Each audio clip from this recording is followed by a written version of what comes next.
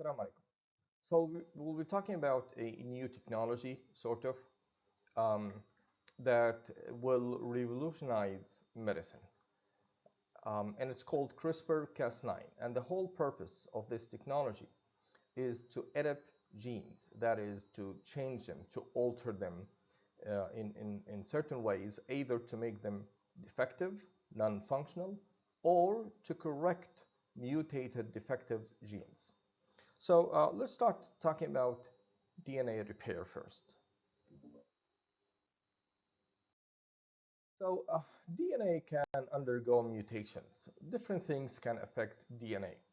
Either the sun, for example, environment, infectious diseases, viruses, bacteria, let's say, things that we eat, or things just happen to DNA spontaneously.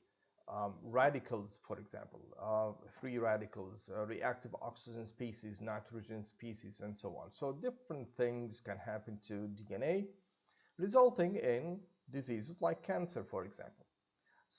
And the number of mutations that take place in our cells, in our body, per day, we're talking about thousands of mutations, but we don't feel that. And diseases do not happen very often. Why? Because there are different repair mechanisms. Different proteins and pathways are activated so that DNA is repaired. One of these mechanisms is known as recombinational DNA repair. Recombinational DNA repair is activated in cells when real big damage takes place in the DNA. We're talking about breaking the phosphodiester bonds between nucleotides. So what happens is that, well, and this type of mutation takes place as a result of ionizing radiation, exposure to sunlight, for example, to UV light, and so on. So it can happen that you have what is known as apurinic, apyrimidinic sites.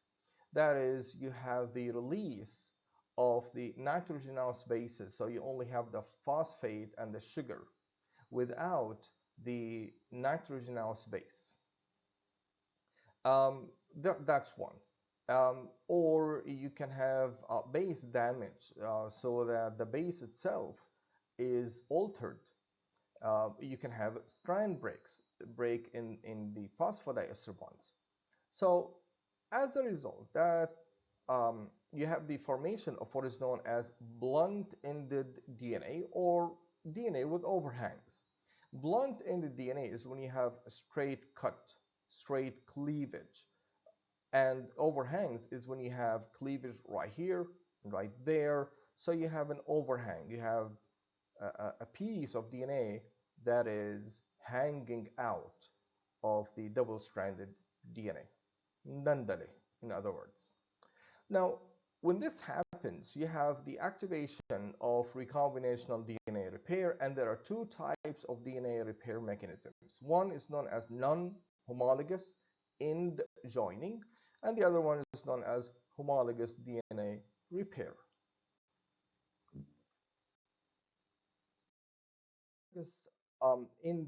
Non-homologous end joining repair is basically you have activation of certain proteins, Ku70 and 80 complex proteins, and these are recruited into the place where DNA is damaged, where you have the break, and that results in the reconnection of the DNA strands. Okay, and when this takes place, you have indel mutations that can occur in DNA. And indel is the abbreviation for insertion, deletion, mutations. So you have the introduction of several bases to the DNA so that it can be connected, the two strands can be connected to each other. Now, and that results in the formation of a defective gene, or it may result in the formation of a defective gene because you have the addition of several bases in that gene, let's say, or in the DNA. So you have these indel mutations. Now, the homology-directed repair or the homologous repair system is basically, since we are diploid, meaning that we have two copies of every chromosome. One of them, let's say, is damaged and the other one is not.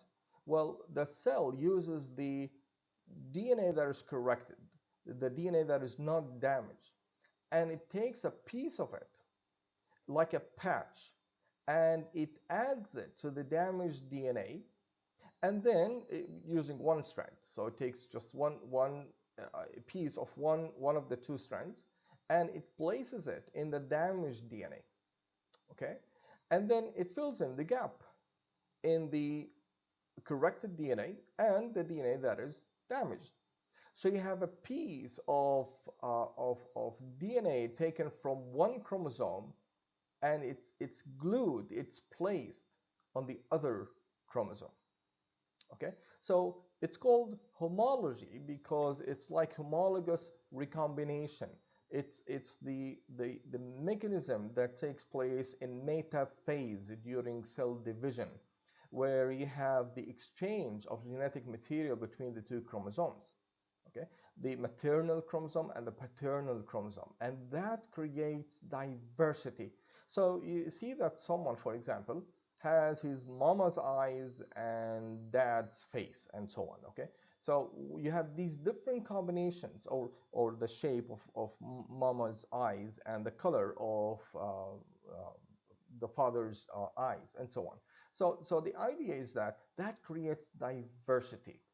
Okay, so and that's the mechanism that is used by cells to correct damaged DNA. Now, the homology-directed repair mechanism is more accurate than the non-homologous end joining DNA. Now, what I forgot to mention is that the non-homologous end joining mechanism is like gluing a vase that is broken up into smaller pieces. So yeah, it's back to its normal shape, but you can see the defects. You can see the glued parts. So the DNA is corrected, but it's really not that corrected. Okay. So anyhow,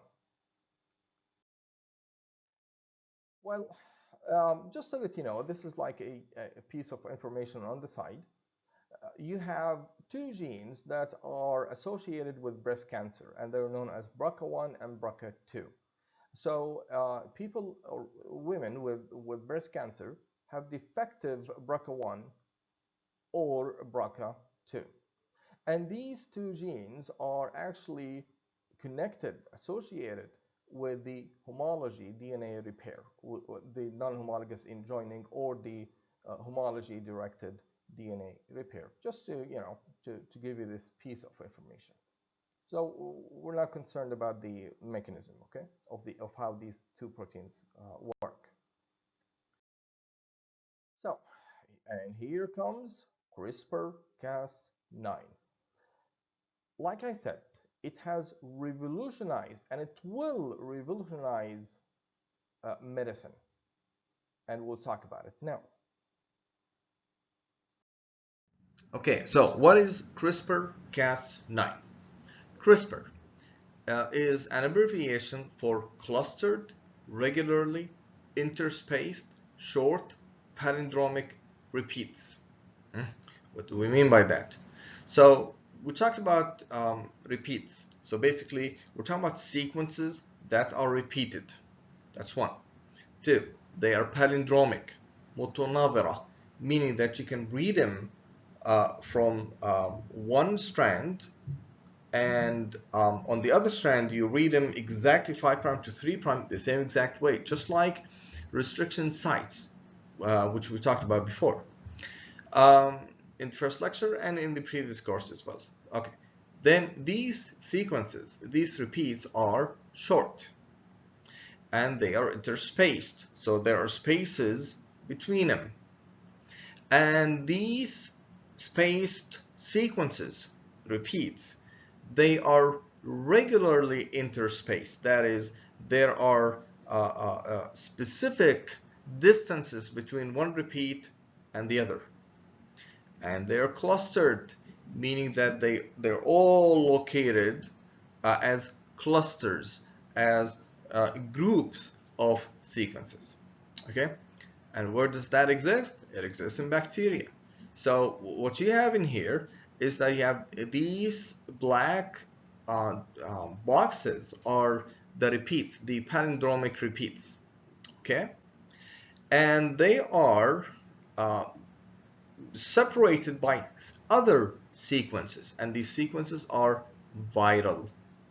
Okay, so this genetic system exists in bacteria, and it is sort of like the immune system of bacteria against bacterial phages. Now, Cas9 is a nuclease. It is an enzyme that cleaves nucleic acids, and it is RNA guided, so it does not cleave anywhere. Rather, there is an RNA molecule that is associated with it.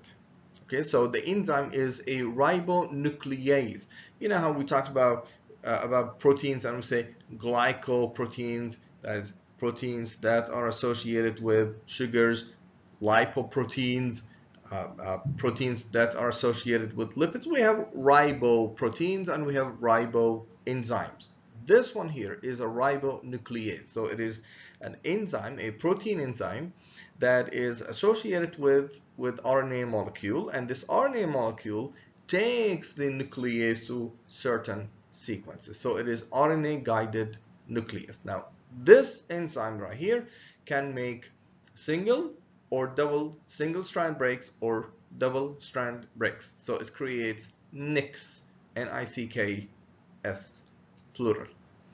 Okay, so that's what it is. This is the nuclease. So it's a protein right here, and it is associated with an RNA molecule, and it's called the guide RNA, gRNA, guide RNA. And this is the genetic system, that is the CRISPR. Great. So what is the biological function of the CRISPR-Cas9 system? What is its natural function? I said that it functions like an immune system. It is the immune system of bacteria against bacteriophages or phages, the bacterial viruses that we talked about before. So basically what happens is the following. When you have a bacteriophage infecting a bacterial cell, it sits on the cell membrane, and it inserts its DNA inside bacterial cells. Now what happens is that this DNA integrates into the bacterial chromosome, and then it gets transcribed, translated, and it hijacks the bacterial cell itself. So bacterial cells have been created in a way, or they have evolved in a way to invent a system to protect themselves from bacteriophages. They created, or they had developed restriction nucleases, and we talked about those earlier. Now the CRISPR-Cas system is something similar. So what happens is that it's a sophisticated system. So what happens is that you have the bacteriophage DNA now inside the bacterial cell. Now what the bacterial cell does is that it activates enzymes like restriction nucleases, and these enzymes cleave the bacteriophage DNA. The bacteria then take this piece of DNA and it inserts it into its chromosome.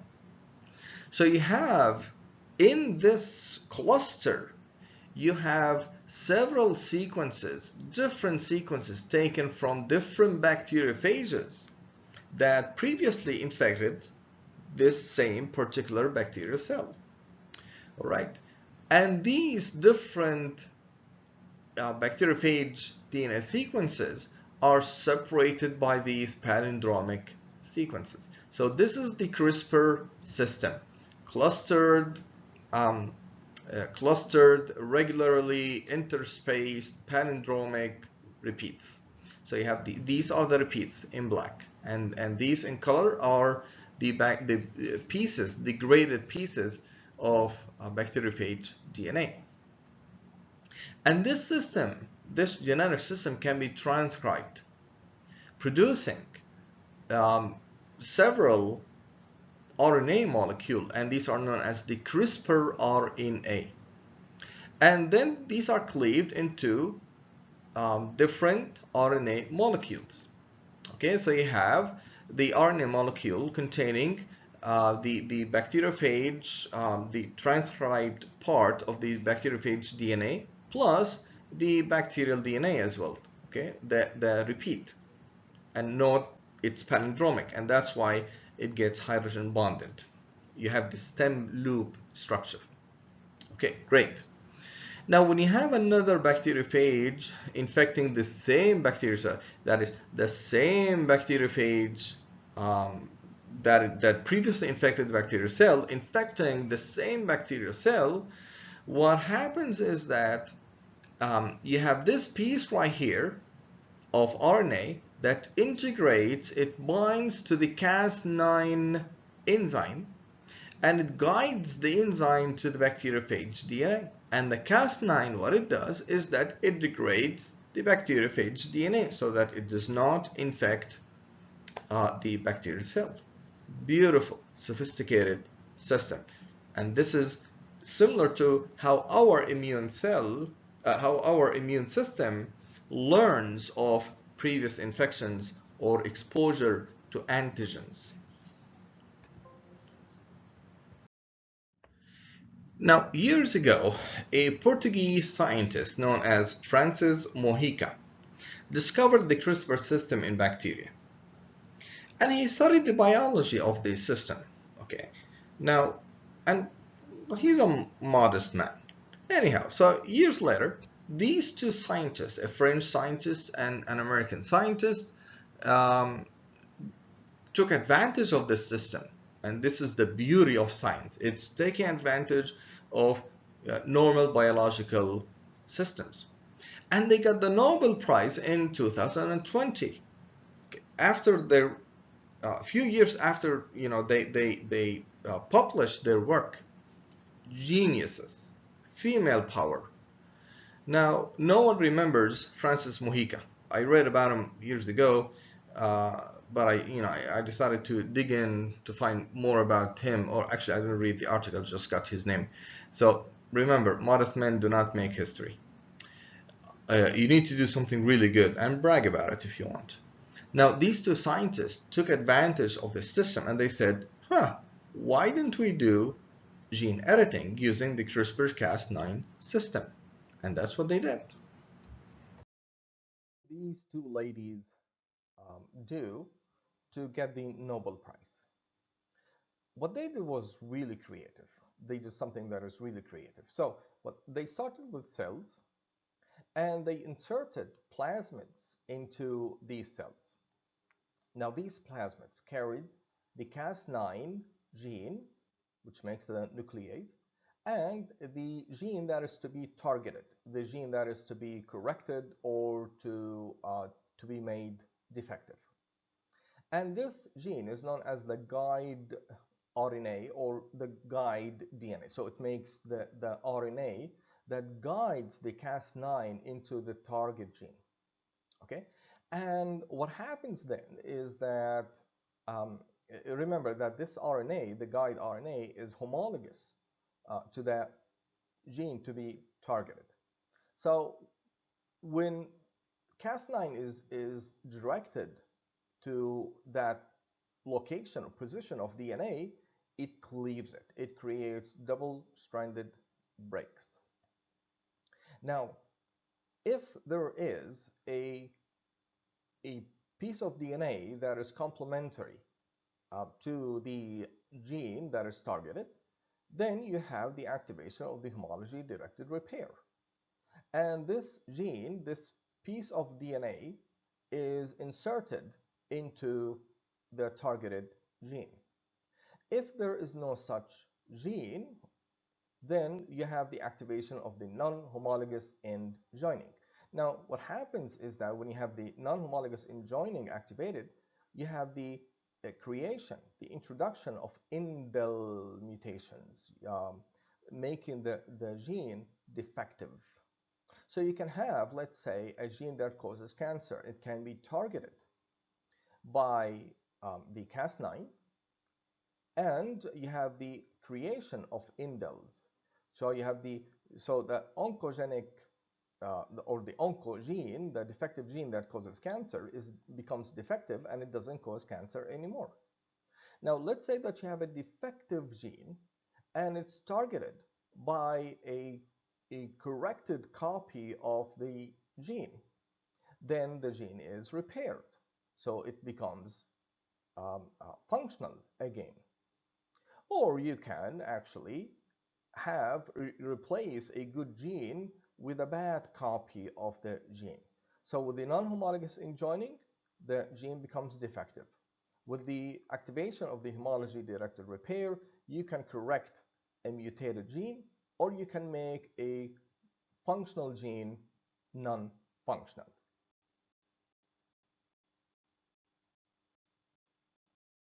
We previously talked about DNA repair mechanisms in the molecular biology course. And I told you that there are several systems, and we briefly talked about these two systems, the homology-directed repair and the non-homology end joining repair systems. And these two systems are activated whenever you have DNA breaks. So whenever you have this DNA break, and at different locations, for example, if the DNA is hit by an X-ray or something like that and it's damaged, the cell takes advantage of the presence of a homologous DNA.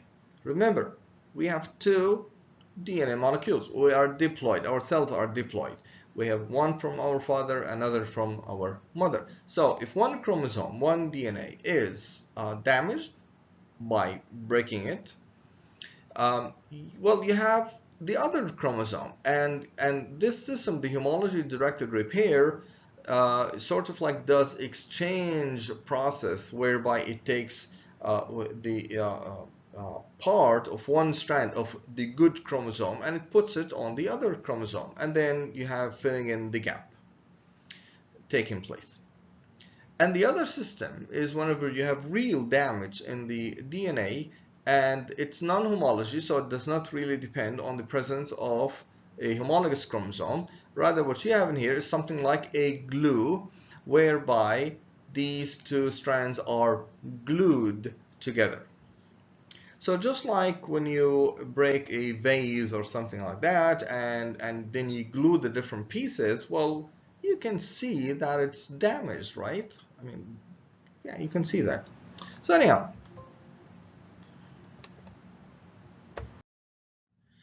so if you have the two pieces of DNA glued, that results in creating an indel. What does that mean? It means indel means insertion, deletion. Okay, so you have indel mutation. So just like a vase, you can see that it's fixed. It's not like before. Well, same thing with DNA. You have either insertion of nucleotides or deletion of nucleotides as the cell glues the DNA strands together. And that results in the creation of a defective gene. So the gene is defective, it doesn't function, it's not normal, it's mutated, it doesn't function anymore at all, or doesn't function properly. So it's like knocking out a gene. It's like removing a gene from the human cell or the human genome. Now the other system, the homology-directed repair system, where you have taking a piece of one strand from the good chromosome and it puts it on the other chromosome, well, this is something like you're correcting a mutation. It's almost like you're replacing a piece of the chromosome. It's like you can insert a fragment of interest into the chromosome, And that's exactly what they did. So here's the idea. To replace a gene in a human genome, the homology-directed repair system is activated. And it's activated by using a Cas9 gene that can produce a protein, a nuclease, Cas9 nuclease, that creates a single cut, not two cuts, just a single cut. And that would activate the homology-directed repair system. Now, how does Cas9 do that? Well, recombinant DNA technology, you have the insertion of the Cas9 gene into a plasmid, along with the RNA molecule that would be integrated into the Cas9 protein. So it's recombinant gene, a Cas9 recombinant gene. Okay, so this plasmid is introduced into cells, and then since the RNA is now part of the Cas9 protein, the Cas9 protein is directed by this RNA to a region in the human chromosome that is complementary to this RNA. And the RNA is complementary to a gene of interest, the gene that we want to replace. Now, along with the Cas9, with the recombinant Cas9 protein or gene, you have the introduction of the gene or the part of the DNA that we want to recombine into the chromosome. That is the part of the DNA to replace the gene that we are targeting.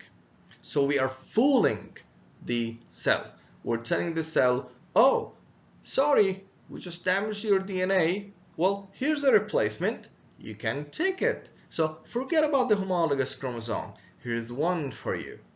So what the cell does when the homology-directed repair system is activated, you have the Cas9 taken to the chromosome that we want to damage.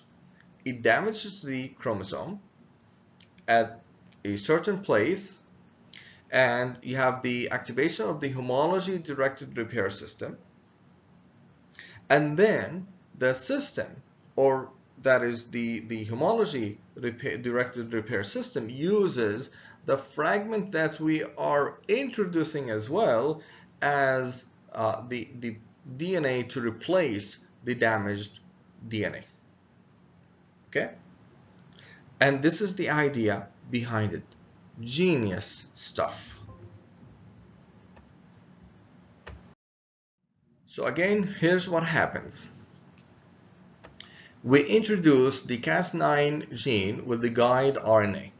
The RNA that would guide the Cas9 to the region of DNA that we want to damage or replace. So you have the Cas9 guided by the RNA to the region of interest in our chromosome, or whatever chromosome, mouse, bacteria, human, whatever. And the Cas9 creates cuts. Now you have activation of the homology-directed repair. So that this system, remember, needs a DNA to replace the damaged DNA, and we introduce to cells this DNA. So we're again fooling cells. We're telling cells, well, why don't you take this instead of using the homologous chromosome? So what the system does is that it uses the system that we are introducing, and it replaces the damaged DNA. So we can have let's say a defective gene that exists in cells. We introduce the normal gene, right? So we're replacing a defective gene with a good gene. We're fixing things. Or we can do the opposite. We want to study a certain gene and we want to see what would happen if this gene becomes defective. So we take cells, we we introduce the Cas9 system with the DNA that is defective, and cells take the normal gene out, the good gene out, and it puts in the defective gene inside the chromosome, and then we can study what this gene does exactly and why it's important. Now, the Cas9 system can again cleave DNA, and it can activate, and cells would activate the non-homologous end joining system. And what cells do is that they take DNA and they glue it. And that results in the creation of indel mutations, insertion deletion mutations. And these insertion deletion mutations would lead to frame shift mutations, right? That is, you have you're disrupting a gene. You are damaging a gene this way. So let's say that we have a gene that causes cancer. Well, we can just damage it. Normal cells would not be greatly affected, but cancer cells would. What if we want to study a certain gene? Well, let's ruin it, let's disrupt it, let's mutate it. So we can use the Cas9 system to mutate this gene. So there are so many things that we can do with the gene and with this system, the CRISPR Cas9 system, and that's gene editing. We are changing genes, we are editing genes. In the 1960s, when restriction endonucleases were discovered in one bacterial species, scientists found different types, hundreds, thousands of other restriction endonucleases that can can recognize and target other sequences of DNA. Well, the same thing happens with the Cas9. Cas9 was discovered in one bacterial species, and then scientists found that there are different versions, different types of Cas proteins and Cas genes in different bacterial species, and they have different characteristics. And as a result, they can be used in different ways. They also created engineered Cas9. So with the engineered Cas9, it can make single-stranded DNA cuts rather than double-stranded DNA cuts. So that sort of creates, or it activates the homology-directed repair rather than the non-homologous end joining specifically. Scientists discovered other endonucleases known as Cas12a, and instead of making blunt-ended DNA, it makes staggered cuts. So it makes cuts that are not straight on the DNA, or creating blunt-ended DNA. Okay, so you have staggered, meaning that you have one to the left, another to the right on the other strand.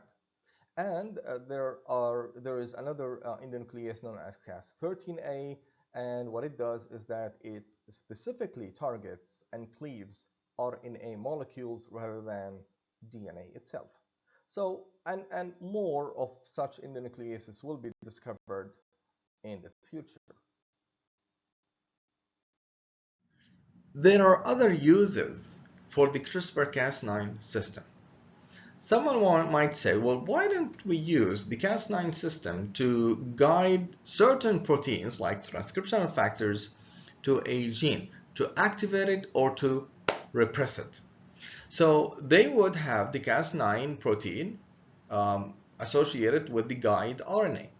But the Cas9 does not function, it's defective, okay? So we do genetic engineering. We mutate the Cas9 protein so that it goes to the region of DNA of interest, but it does not cut the DNA. And we have an activator, a transcriptional activator associated with the Cas9 system. So we take the activator to the gene that we want to activate. Or we can do the opposite. We have a repressor, a transcriptional repressor associated with the Cas9 system. So it goes, let's say, to the promoter proximal element or to the promoter region or to the silencer in a certain location in a chromosome, and the repressor would suppress transcription of a certain gene. Someone might say, well, why don't we have a green fluorescent protein associated with the Cas9 system? We want to see what cells take up the Cas9 protein or the plasmid that contains the Cas9. We want to study these cells and we'll have individually, and we want to see what happens to them if we do this or that. So you can see in here, for example, these are cells, okay, under the microscope, the light microscope, and these are the same cells, and the ones that fluoresce, that give this green color, are the ones that have the Cas9 system, or the Cas9 protein. So we can study, specific cells as well. Now, and this leads me to the sort of like the final say. What scientists are trying to do is really cool, except that it can be used for bioterrorism as well. There are certain things that can be done, including modifying the human genome, okay, modifying the human microbiome as well, modifying bacterial genome, pathogenic bacteria, making existing bacteria more dangerous, making biochemicals via in situ synthesis inside our cells, recreating pathogenic viruses. Okay, so again, bad things happen. You need to be, your eyes need to be wide open. You need to be smart about how good things can turn into bad things. I probably showed you these images before, but this is what scientists are trying to do. They're trying to use our fingerprints in certain ways. They're trying to edit DNA. They are trying to change DNA using the CRISPR-Cas9 system. They try to cut certain regions either to fix them or to disrupt these genes. It's like using the CRISPR-Cas9 system as a tool, wrenches and bolts, trying to fix DNA. And the future really is something like this. Instead of taking a pill of chemicals, we're going to be taking a pill of DNA, the CRISPR Cas9 system probably, or something else, something similar. Now, this study was published in 2023, at the end of 2023. And what they did here is that they used CRISPR-Cas9 to correct sickle cell disease. And what they did is that they isolated progenitor cells from a patient. They corrected the gene, the beta globin gene, outside the body, and they placed the corrected cells back into the body of that patient. And the patient was treated totally from sickle cell disease. So that was, again, a revolution. This was in the news last week, just last week. And what they did, what the scientists did here, is that they corrected a defective gene right in the body itself. They didn't take these cells out. Rather, what they did is that they added the CRISPR-Cas9 genetic system into the body of this little cute child. And this child had the deficiency of carbamoyl phosphate synthetase. This is the enzyme that initiates the urea cycle. Okay, so they corrected the gene right in the body of this little child, and it worked. And that's personalized therapy for this baby. Okay, this is again this young scientist working in the lab, Muslim, of course. I love it. So again, it works. Now you can go back to newspapers and talk about and read about what scientists are trying to do. Uh, you can Google it. There are so many things that scientists are trying to do. Some of them are outrageous, like trying to genetically modify human embryos, like the scientists right here again trying to use the CRISPR-Cas9 system. You can read about it in the news, but there are so many things that scientists are trying to do. Some of them are really, really cool. Some of them are really earth-shattering, really great in trying to fix our DNA and treat diseases. But bad things happen as well. You can read about this as well on the net. This Chinese scientist modified the DNA of twin sisters. Um, I don't know, trying to sort of like he disrupted a gene, a certain gene, and this gene is called CCR5. This gene is important for the entry of the HIV virus into our cells. So by disrupting this gene, these girls are protected against HIV. However, this gene is also important, seems to be important for intelligence. And we don't know what would happen to these girls. And what he did was so unethical. He was imprisoned actually for 3 years by the Chinese authorities. So, bad things happen. Another news piece from years ago, and in here, the same thing happened as well. That is, the CRISPR Cas9 system was used to correct DNA in patients with visual diseases, certain visual diseases. So you can go back to this site and read the news if you want. And again, this is what's going to happen in science. We can change DNA in people, whether they have a certain disease or if they're healthy. So we can change their eye color, change their skin color, make them smarter, make them stronger, and you name it. And that's unfortunately, unfortunately, the future.